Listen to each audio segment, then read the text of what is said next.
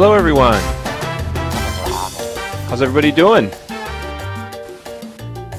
Nice to see we have a little bit of an audience here on our first show, our first taping. We hope to build that audience as time goes on. Welcome to the Angry and Ornery Show. This is a show that we did in real life 8, 9, 10 years ago, and we thought we would bring it to Second Life because my friend who was the other half of the show in real life ended up getting on Second Life. He moved from where I lived, Ohio, out to Arizona, and we lost contact with each other, but found one in us both on Second Life and got together with the idea of putting together a Angry and Ornery Show, which back in the day it was a movie review show, specifically just movies, and we decided to turn this into more of a talk show, game review show, movie review show, and maybe TV, who knows, anything goes. It's about 90% improv, as you can tell, because, well, I'm not that good at it yet, but we hope to make it better. My name is Zoltan Mint. I'm one of the hosts, and I'd like to bring out the co-host, Lionheart. Lionheart, why don't you come on out, introduce yourself, sir. Hello, sir. Good evening, ladies and gentlemen. As my co-host here said, I am Mr. Lionheart. Just and, Mr. Lionheart? Yippers, short for Richard the Lionhearted, as in Richard III. That's too deep for me, man. Exactly, that's why I keep it just Lionheart. So as my good... Yes? Go ahead. No, I was just going to say, as my good friend said, we're all very happy to have you all here and watching, and hopefully you all very much enjoy our show and like what we do. Right. We should probably tell you some, just a slight background so you don't think that we're just a couple of assholes up here spouting off random... Oh, wait, that's kind of what we are, aren't we? Yes, we are. Well, we do have a little bit of a background. When originally we were doing the movie review show, I owned a video store. It was actually a game store that rented videos. Matter of fact, we had the largest selection of science fiction and anime in the state of Ohio at the time. And I've also been a movie buff from a little kid. I have a huge movie collection of DVDs. I guess I'm close to 3,500 separate titles now at this point.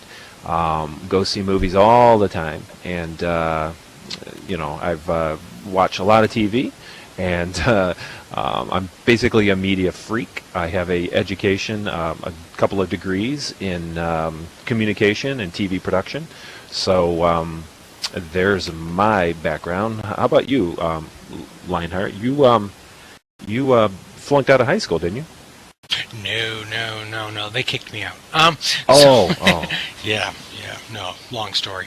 But anyways, yes, my background is I actually owned a video store down the street from his store. We had the largest selection of horror titles and pornography in the state, and we had that for several years. And I don't have all the great degrees Mr. Zoltan has, but I'm as big a movie freak as he is, and I think he might be beating me out on number count of DVDs, maybe by like a few. When I say a few, I'm talking maybe 10 or 12. So that's not including the pirated movies that you have.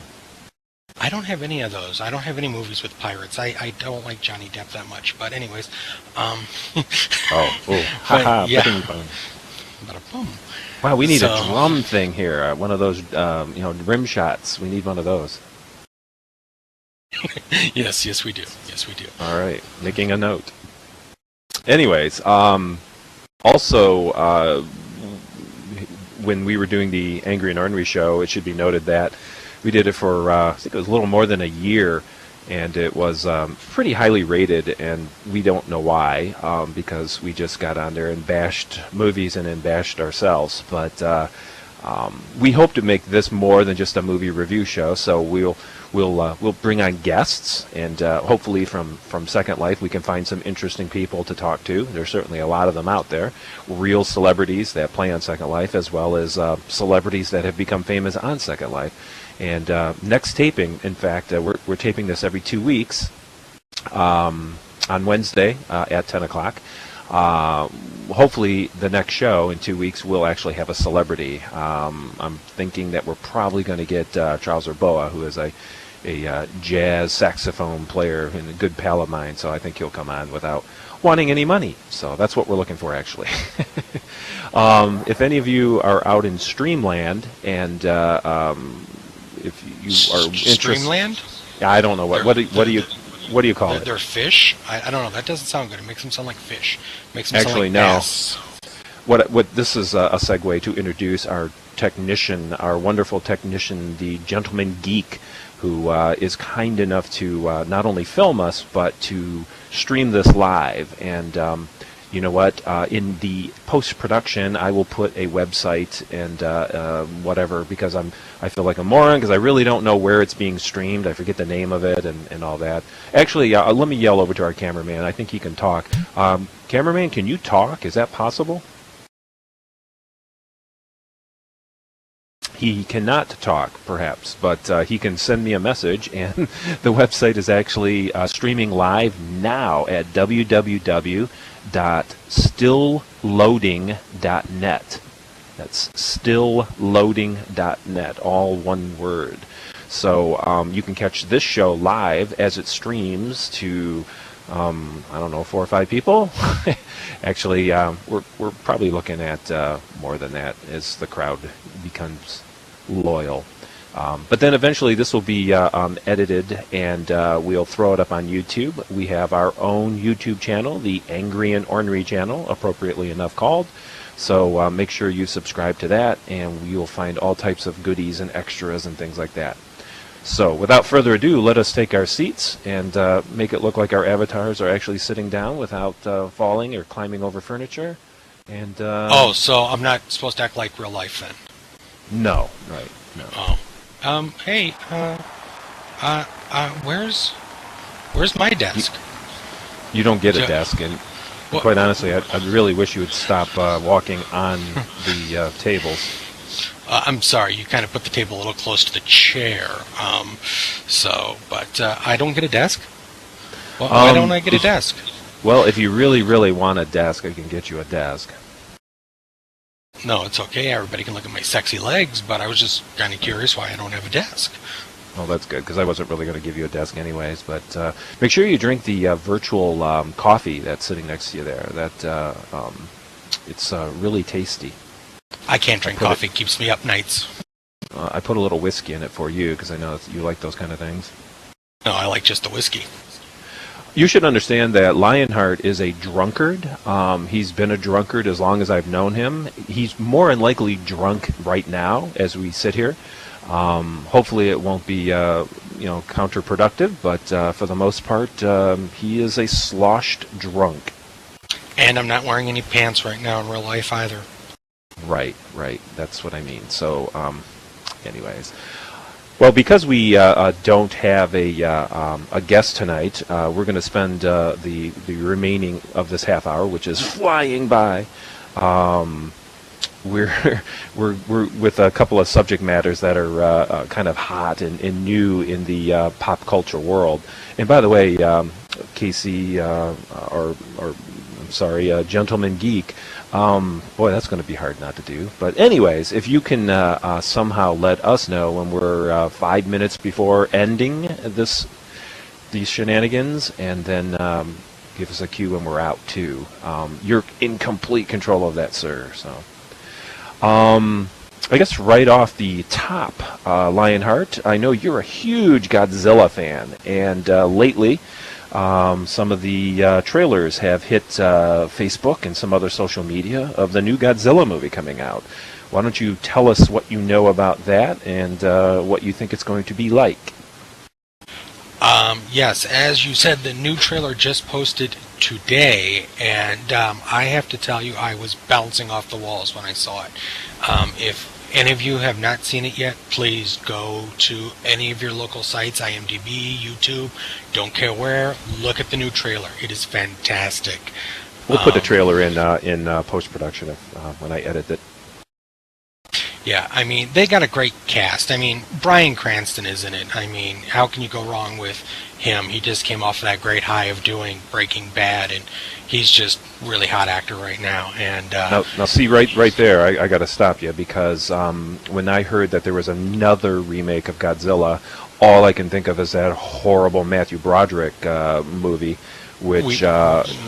No, we don't speak I'm of sorry. that. I know I mentioned it, but it was terrible, and I had high hopes for it. It looked like it was a big budget, and it came out, and it was just one of the most boring Godzilla movies ever made. However, then I heard that Cranston was going to be in it, and as you know, I'm a Breaking Bad fanatic. Okay, I thought you were just a meth fanatic. I got over that, but. It's just the fact that Cranston is going to be in this.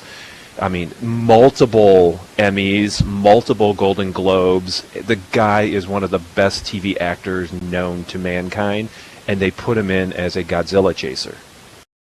Yeah. I mean, like I said, the new film looks phenomenal, and you know, as you said, the previous film that the Americans tried to do was horrible, and Toho Company, the nice folk who actually own the rights to Godzilla, you know, they hated that version, and they said very strict guidelines for this new film. And what was really amazing is about a month ago they showed the Toho shareholders in Japan the new film. They got a special sneak peek, and they were so impressed that the new Godzilla film will now have the Toho banner at the beginning of the film. And they, in Japan, are actually planning on making films off of our new American version instead of vice versa. That's how epic this is going to be. Do you know the movie production company?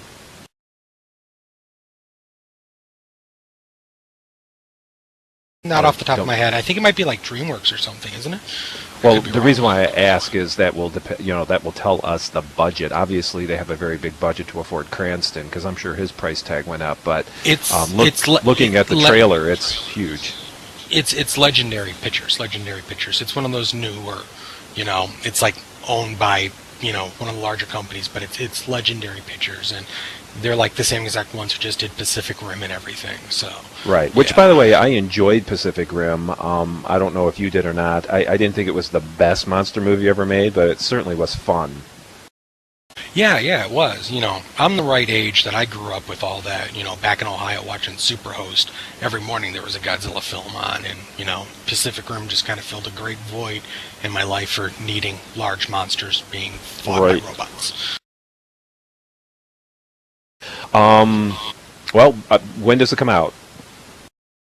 It actually comes out in May, and so right now I think they're still kind of screwing with the release date, but right now it's the first Friday in May.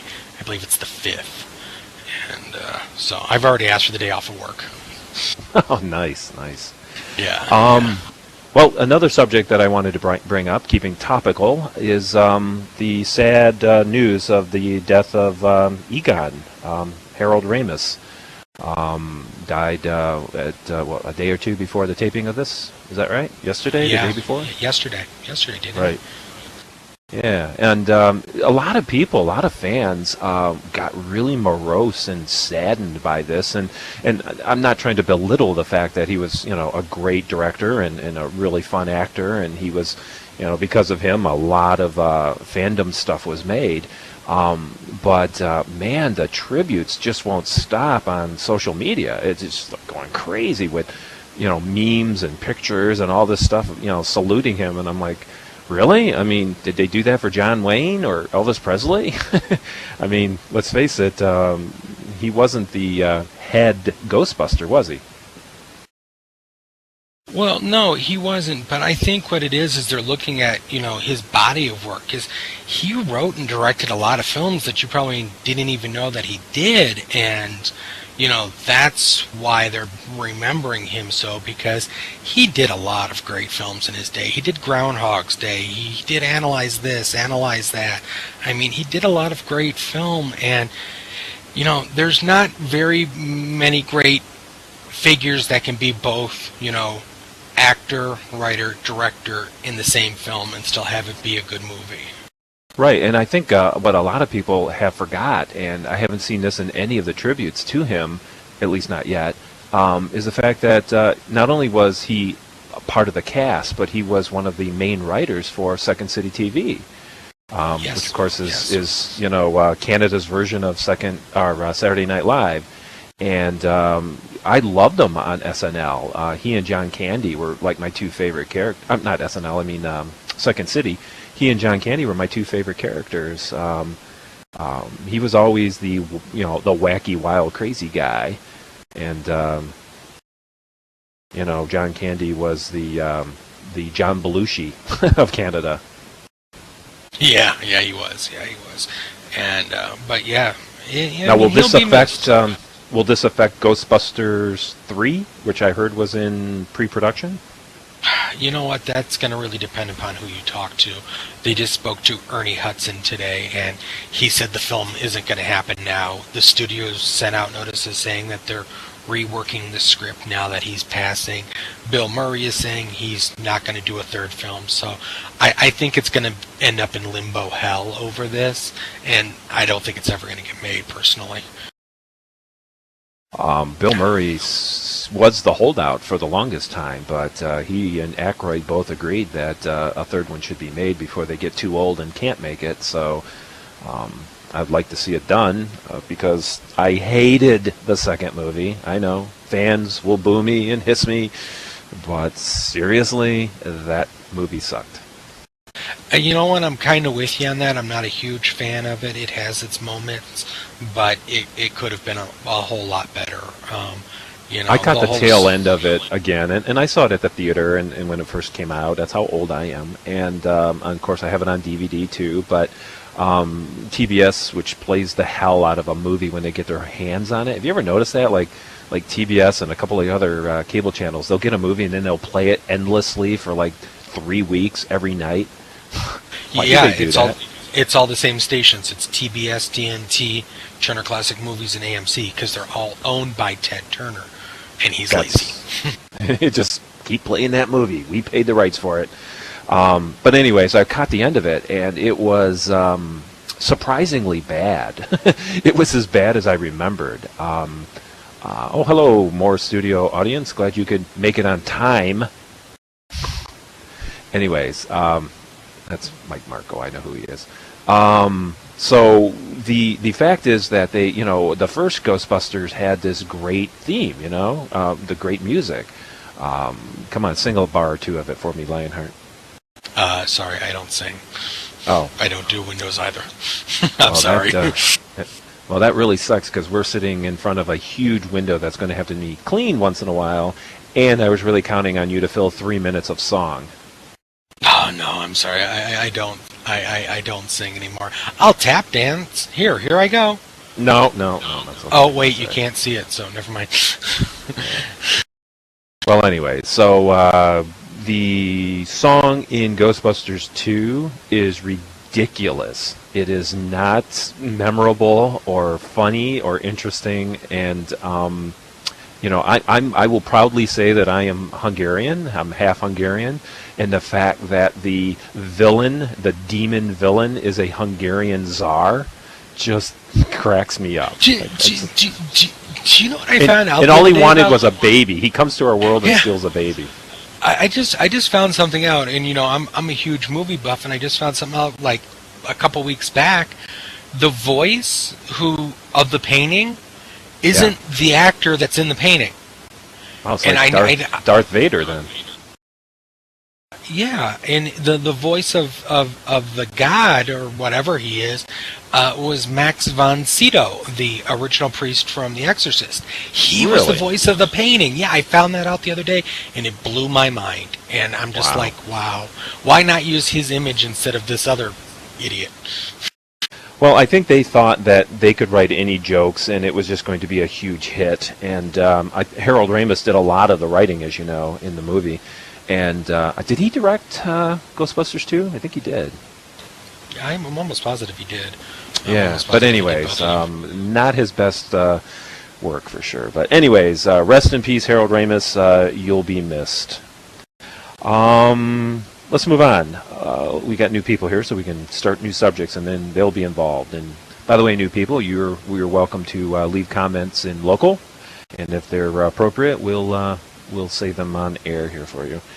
I just found out that Starlog magazine, for you real diehard nerds out there, is available now for free online.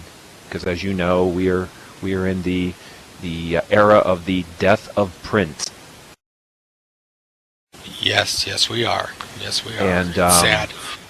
I sold Lionheart. I sold Starlog magazine at my store, and for many years, in fact. And I actually subscribed to it and read it myself. And I always really thought it was kind of cool because it started off, as a magazine about Star Trek, the Star Trek universe, and then it evolved and carried, Star Wars, I think, really forced them to talk about other things, and now it's everything. I think, Fangoria magazine took it over, and they're published together now. Fangoria doing horror and Starlog doing science fiction.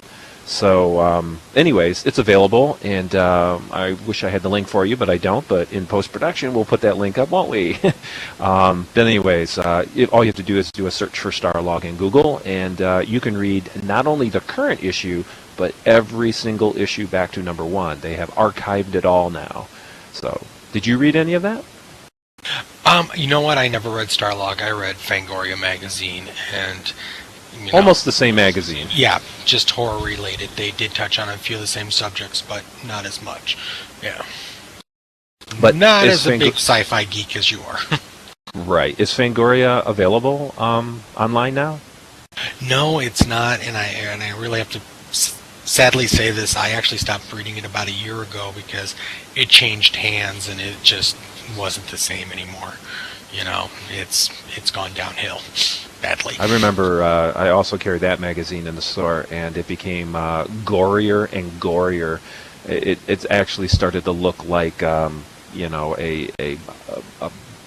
hospital's surgery instruction guide, because there was a lot of guts everywhere. It was quite graphic, so. But you have to do that in order to keep the horror readers, interested in everything. You have to get a little bit of blood and gore and TNA in there in order to keep it going. Sure. Well, I'm looking at the clock here, and if we're going a half hour, we're getting dangerously close to the end. I would be amiss if I didn't mention one more thing, and that was I'm very, very excited and happy about the new Tonight Show with Jimmy Fallon. Thank God it's good, because for years I was a huge fan of Johnny Carson. In fact, I think Johnny Carson probably influenced me in a lot of ways, not to just be a talk show here on Second Life, but he was a fellow magician, and I'm a magician in real life, and I just used to stay up and even go to school after staying up till midnight or whatever just to watch Johnny Carson. And then Jay Leno came along, and I wasn't such a big fan of Jay Leno's. Never thought he was that great to begin with, or that funny, and I thought he really slapped Conan O'Brien across the face with that shenanigans he did to him, bumping him out and basically throwing a temper tantrum.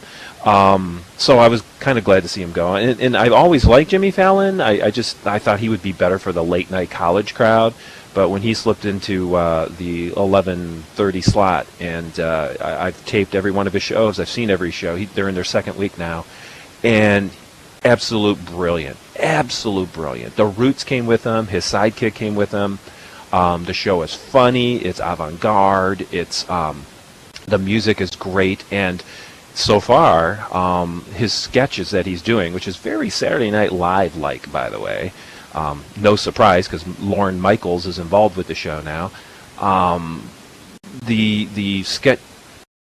Thank you. The sketches are just crazy funny and good, and they are streaming. What's that called when they become real popular? I'm so not in. Popular? No. High ratings? Trending. That's the word I was going for. Yeah, so they're trending and getting millions of views on YouTube and other places like that. So do yourself a favor. If it's too late for you, set your DVR and watch the show. I like to watch it during dinner because, hey, you got to eat every day, so throw that on in the background and you can see every show. But I'm telling you, it's a great show. It's getting great reviews, and I'm loving it. Have you seen any, Lionheart? No, I hate Jimmy Fallon with a fiery passion. What? Yeah, and you know what? All this makes sense to me now because you want me to be your fat drunk Ed McMahon, isn't it? That's what you're going for. Yeah. You actually are fat and drunk, but I don't think you can ever be as talented as Ed McMahon. Oh. But anyways, no, I don't like Jimmy Fallon. I don't think he's funny. I really don't. I think he's the poor man's version of David Letterman. He's trying to be hip. He's trying to be cool, but what he is hip and cool. Oh, no, see, here's the thing though. What you're not getting is every new viewer who's in that younger demographic that turns on and watches Jimmy Fallon, they lose 5 of the original old-timers who used to watch Johnny Carson because we don't like this kind of humor and this kind of joking. It's not funny to us. I mean, I'd rather watch Craig Ferguson than Jimmy Fallon any day. Well, Craig is on later. But the thing is, Jimmy Fallon is hip and cool, and he has to keep his crowd, the crowd is getting younger. The old folks aren't staying up late anymore. So he's catching, a younger crowd. The either the college age up to the, basically the 9-to-5ers. They can stay up till 11:30 now, or 12:30 if they watch the whole show. But his band, The Roots, is one of the best recorded bands on any talk show for sure. And it's the sketches that he does. He plays games with his guests. What other talk show host plays games with his guests? Seriously, sketches? He should be interviewing people. He should have decent people on. I heard he had Joan Rivers on the other day. She came on as a cameo, and she did that because she was banned from the Tonight Show, and now she's not. She's back. So yeah, I don't think that's right. Well, why not? Because Johnny banned her for a reason. And that's because she stabbed him in the back and got her own show. And when Jay Leno came on, he said he was going to uphold that tradition. And he did. And then when Conan came on, he said, you know what? That's what Johnny wanted. And he upheld the tradition. Now this young idiot comes on and he's like, well, I'm going to have Joan Rivers come out. Yeah, no, I'm sorry. That's a slap in Johnny Carson's face. Gentleman Geek, I know we're going long. Give us a couple more minutes to end this, and then we'll do an outro, okay?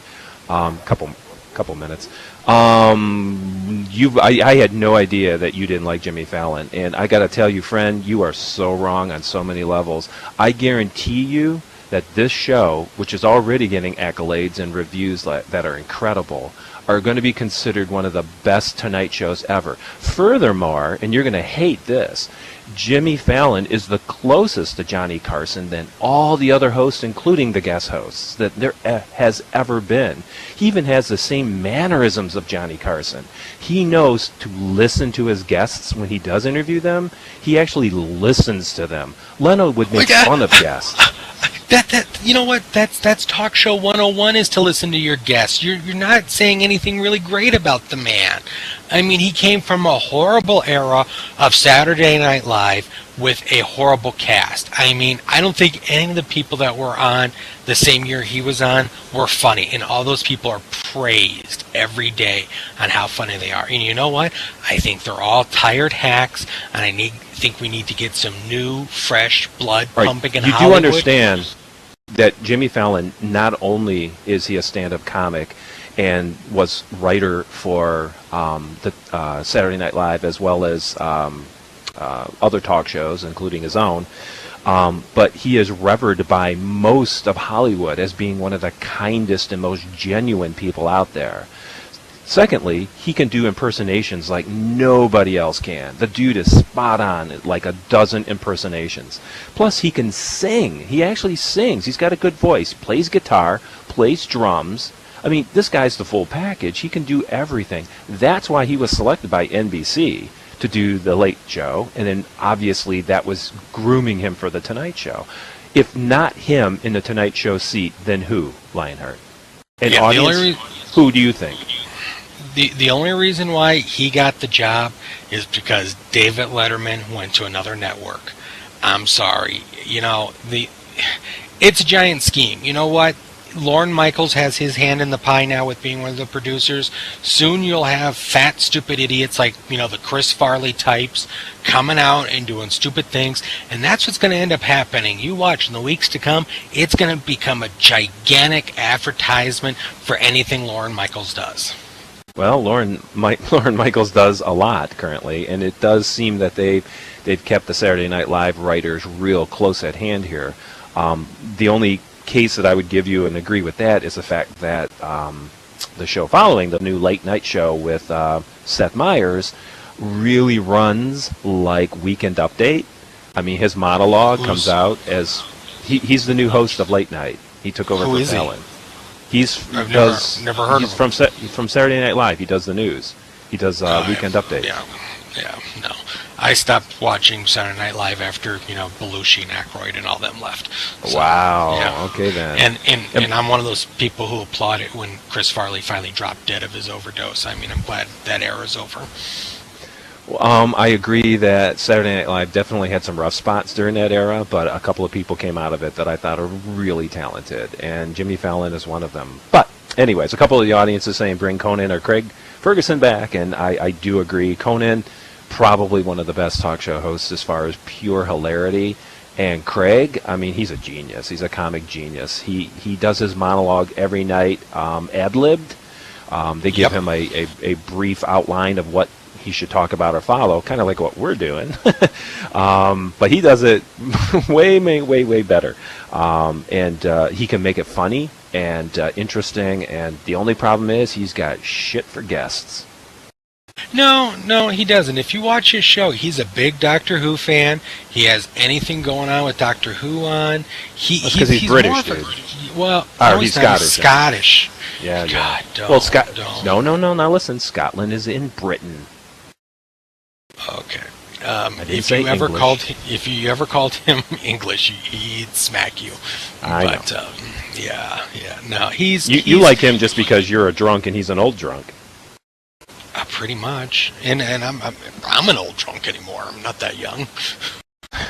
All right. Well, look, we are way over our time. We might have to edit this down for post-production. So why don't we say goodnight to our audience? When I stand up, I'm going to walk across the table because that's going to be my thing. That's my signature thing, walking across the table. Okay. My signature thing will be not falling down. Nice. You're talking about in real life, right? Yes.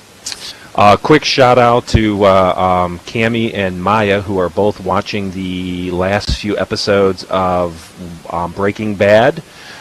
Congratulations, ladies. You are completing the best TV show ever, but we'll talk about that on the next show in 2 weeks. I want to thank this audience, our studio audience, for coming out. And if there's anybody on the stream, get involved. Come on down. Join Second Life. Contact Zoltan Mint. We'll get you to the studio and tape you. Maybe the camera guy will shoot the audience for a minute or two. So everybody wave at him. He's gonna shoot at you. Oh wait, he's got a gun. Oh my God, it's a virtual shoot. No, everything's fine. There you go. You okay there? Did you shake your pills? I did not yet, but okay, I will I can tell. this. But anyways, ladies and gentlemen, thank you. I hope you like to hear our rhetoric and our BS as we review stuff. Thank you very much. We'll see you in a couple weeks. Good night. It was a pleasure, and good night, America.